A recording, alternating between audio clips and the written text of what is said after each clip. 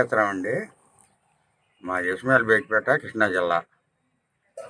5 ఎకరాలన్నర కౌలుకి వేస్తున్నాము. మన తుఫానికి మొత్తం కింద పడిపోయింది. సీఎం గారు, డిప్యూటీ సీఎం గారు వచ్చారో చూసి భరోసా ఇచ్చారు మాకు, అన్నీ శుభ్రంగా చేస్తానని, మాకు న్యాయం చేస్తాడని ఆశిస్తున్నాం. ఆయన మాకు అంత భరోసా ఇచ్చాడో, అధికారులు అందరూ వచ్చి చూశారో మేలు జరుగుతుందనే చూస్తున్నాం. ఇంతకన్నా మాకు వేరే చేసుకునే మార్గం కూడా లేదు. మాకు ఇదే మా వృత్తి, కూలి చేసి బతికేవాళ్ళం మేము. ఖర్చు ఎకరానికి 30,000 ఖర్చు అయింది.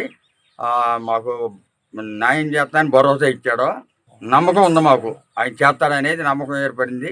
చేస్తాడనేది ఒక నమ్మకం ఉంది మాకు. పిలించుకుని ఆప్యాయంగా పలకరించి చెప్పాడు, నీకు ఎటువంటి ఇది ఉండదని చెప్పాడు. అదే నా ఆశ, అంతకన్నా మేమేం చెప్పలేము.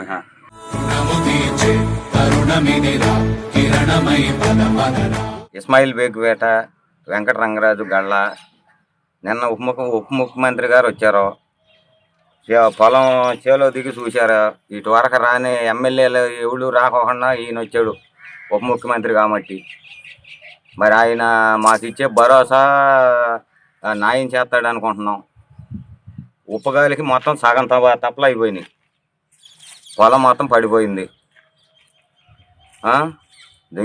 దీని మీద అధికారులు చర్య తీసుకుని న్యాయం చేస్తారని కోరుకుంటున్నాం.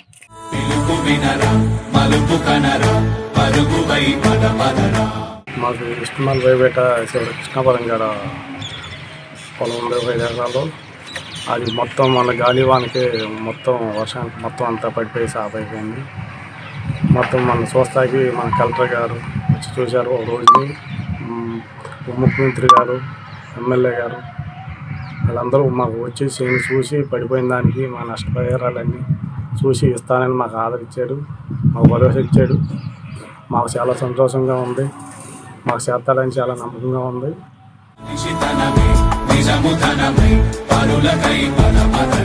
35,000 దాకా ఖర్చు అవుతుంది.